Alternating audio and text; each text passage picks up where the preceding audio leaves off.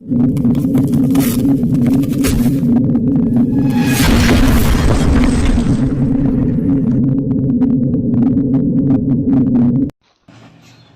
و نصلی علی رسولہ الکریم۔ پیارے سامعین و ناظرین، السلام علیکم ورحمۃ اللہ وبرکاتہ۔ پیارے سامعین، آج میں آپ حضرات کے سامنے وضو اور غسل کے کچھ اہم مسائل بیان کرنے کے لیے جا رہا ہوں، ایسے اہم مسائل کہ جن سے ان پڑھ طبقہ، بغیر پڑھے لکھے لوگ، چاہے وہ مرد ہوں یا عورتیں ہوں، ان سے بہت کم واقف ہیں، جن کی وجہ سے مجھے ایسا لگتا ہے جسے وہ پوری زندگی بے وضو ہی نماز پڑھتے ہیں یا وہ پوری زندگی بے غسل ہی رہتے ہیں۔ اور مجھے ڈر ہے پیارے سامعین و ناظرین کہ اگر جو مسائل میں بیان کرنے کے لیے جا رہا ہوں وضو اور غسل سے متعلق، اگر یہ ہمارے ان بغیر پڑھے لکھے بھائی اور بہنوں کو یاد نہ ہوئے تو مجھے خوف ہے کہ وہ کہیں اس دنیا سے بے غسل ہی نہ چلے جائیں۔ تو پیارے، میں نے ضرورت محسوس کی کہ آج میں وضو اور غسل کے وہ اہم مسائل بیان کر دوں کہ ان کو پڑھنے کے بعد اور ہماری ویڈیو دیکھنے کے بعد اور ہماری باتیں سننے کے بعد ہماری سامعین و ناظرین میں سے وہ طبقہ جو ان پڑھ ہے، بغیر پڑھا لکھا ہے، وہ اس کو سمجھ لے اور سمجھنے کے بعد اپنے وضو اور غسل کو صحیح کر لے، تاکہ وضو بھی صحیح ہو، اور وضو صحیح ہوگا تو نماز صحیح ہوگی، اور غسل بھی صحیح ہو۔ جب غسل صحیح ہوگا تو اس دنیا میں وہ پاک و صاف رہیں گے، اور اگر غسل صحیح نہیں ہوا تو اس دنیا سے بغیر غسل ہی وہ اس دنیا سے چلے جائیں گے۔ تو پیارے سامعین و ناظرین، میں بات شروع کرتا ہوں۔ سب سے پہلے میں آپ کو یہ بتانا چاہتا ہوں کہ دہدردہ کی ڈیفینیشن، تعریف اور اس کا حکم کیا ہے۔ تو سب سے پہلے دہدردہ کی تعریف سنیے۔ دہدردہ کی تعریف یہ ہے پیارے سامعین و ناظرین کہ 10 ہاتھ لمبا اور 10 ہاتھ چوڑا پانی جس حوض یا تالاب میں ہو وہ دہدردہ یا بڑا تالاب کہتا ہے۔ کتنا؟ 10 ہاتھ لمبا اور 10 ہاتھ چوڑا پانی، یعنی اتنی لمبائی چوڑائی میں اگر پانی ہے تو وہ جس حوض میں یا جس تالاب میں اگر اتنی لمبائی چوڑائی 10 ہاتھ لمبا 10 ہاتھ چوڑا ہے تو وہ دہدردہ کہلاتا ہے یا بڑا تالاب کہلاتا ہے۔ تو یہ دہدردہ کی تعریف اور ڈیفینیشن ہے۔ اس کا حکم کیا ہے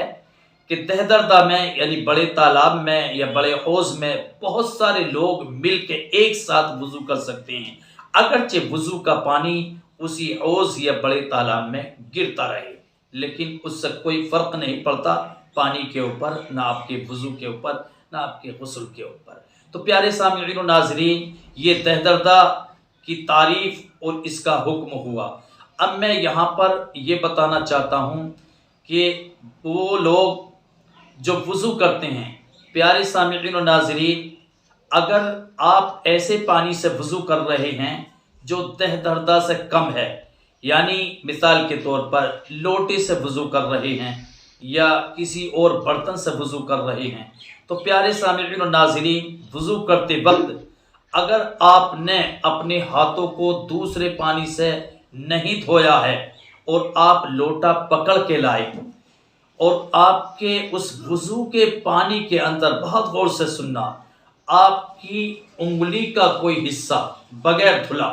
یا آپ کا ناخن یا آپ کا پورا یا جسم کا وہ حصہ جو وضو میں دھویا جاتا ہے آپ کے اس لوٹے میں یا اس برتن میں پڑ گیا بغیر دھلا، تو وہ پانی وضو کا ہرگز نہیں رہا۔ آپ اس سے وضو کریں گے تو آپ کا ہرگز پیارے سامعین و ناظرین وضو نہیں ہوگا، چاہے یہ آپ کا پوروا دھوکے سے یعنی بھولے سے پڑا ہو یا آپ نے جان بوجھ کر ڈالا ہو، تو آپ کا وضو ہرگز نہیں ہو سکتا، جبکہ وہ پانی دہ دردہ سے کم ہو۔ دہ دردہ کی تعریف میں نے آپ کو بتا دی کہ دہ دردہ اس پانی کو کہتے ہیں کہ جس جگہ پر 10 ہاتھ لمبا یا 10 ہاتھ چوڑا پانی جس حوض یا تالاب میں ہو وہ دہ دردہ یا بڑا تالاب کہلاتا ہے۔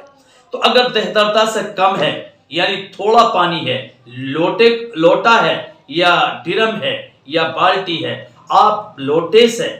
ڈرم میں سے پانی نکال رہے ہیں اور آپ کو پانی نکالتے وقت آپ کا پوروا ڈرم میں پہنچ گیا یا آپ کا ناخن بھیگ گیا جبکہ اس سے پہلے آپ نے ہاتھ کو نہیں دھویا تھا الگ پانی سے، تو اس صورت میں یہ سارے کا سارا پانی وضو کا نہیں رہا۔ جب وضو کا نہیں رہا تو آپ اس پانی سے اگر وضو کریں گے تو آپ کا وضو نہیں ہو سکتا، اور جب وضو نہیں ہو سکتا تو اس وضو سے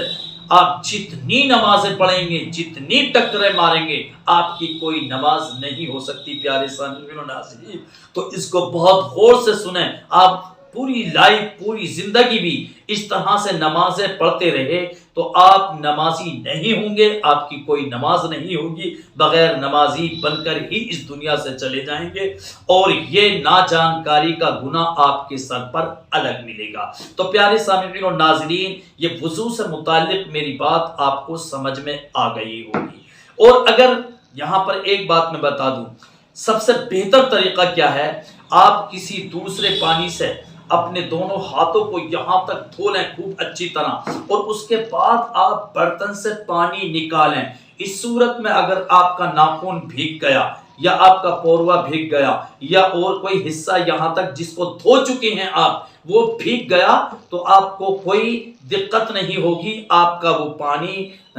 بیکار نہیں جائے گا، وہ وضو کے لائق رہے گا۔ تو سب سے بہتر طریقہ یہ ہے کہ جب آپ وضو کرنے کے لیے جا رہے ہیں تو الگ سے تھوڑا سا پانی لیں اور خوب اچھی طرح سے یہاں تک دونوں ہاتھوں کو اچھی طریقے سے دھو لیں کہ پھر جانے انجانے میں جان بوجھ کر یا بھول کر آپ کا پوروا پڑ بھی جائے یا آپ کا ناخن پڑ بھی جائے یا آپ کے ان ہاتھوں کا حصہ پانی میں پڑ بھی جائے تو آپ کا وہ پانی بیکار نہ ہو، وضو کے لائق رہے۔ مجھے امید ہے کہ یہ بات میری آپ کو سمجھ میں آ گئی ہوگی۔ اب غسل سے متعلق میں بتاتا ہوں۔ اگر آپ غسل کرنے کے لیے جا رہے ہیں، آپ کے اوپر غسل کرنا فرض ہو چکا ہے، آپ کے اوپر غسل کرنا فرض ہو چکا ہے، نہانا فرض ہو چکا ہے، نہانے کے لیے جا رہے ہیں۔ مثال کے طور پر اس کا بھی وہی حکم ہے کہ اگر پانی دہ دردہ سے کم ہے، یعنی مثال کے طور پر بالٹی میں آپ نے پانی لیا اور پانی لینے کے بعد آپ کے جسم کا کوئی حصہ، چاہے آپ کا پوروا ہو یا آپ کا ناخن ہو یا آپ کے جسم کا بال ہو، سمجھ میں آئی، یا جسم کا کوئی حصہ ہو جبکہ آپ کے اوپر غسل کرنا فرض ہے، آپ کے اس پانی میں جس سے آپ غسل کرنے کے لیے جا رہے ہیں ٹچ ہو گیا، بھیگ گیا، چھو گیا، اور چھونے کے بعد میں آپ کے جسم کو وہ لگ گیا، اب وہ پانی جس سے آپ غسل کرنے کے لیے نہانے کے لیے جا رہے ہیں تو اب یہ پانی آپ کا غسل کے لائق نہیں رہا، آپ اس سے غسل کریں گے ہرگز پیارے سامعین اور ناظرین آپ کا غسل نہیں ہو سکتا، اس بات کو ذہن میں رکھیں۔ تو اگر ہمیں یہ صحیح معنی میں غسل کرنا ہے تو سب سے پہلے ہم اتنے ہاتھوں کو خوب اچھے طریقے سے دوسرے پانی سے دھو لیں، اور دھونے کے بعد پھر اگر ہم بالٹی اٹھاتے ہیں پانی کی، اگر ہمارا پوروا بھیگ گیا یا ٹچ ہو گیا پانی کو تو وہ پانی غسل کے لائق رہے گا، وضو کے لائق رہے گا، اور وہ پانی بیکار نہیں ہو سکتا۔ تو پیارے سامعین اور ناظرین، یہ آپ چاہے جان بوجھ کے کریں یا بھولے سے کریں، ہر صورت میں وہ پانی آپ کا غسل کے لائق نہیں رہے گا، اور جب غسل کے لائق نہیں رہے گا تو کتنی مرتبہ آپ غسل کر لیں ہرگز آپ کا غسل نہیں ہوگا۔ تو پیارے سامعین اور ناظرین، کہیں ایسا نہ ہو کہ بے غسل ہی آپ اس دنیا سے رخصت ہو جائیں۔ تو میری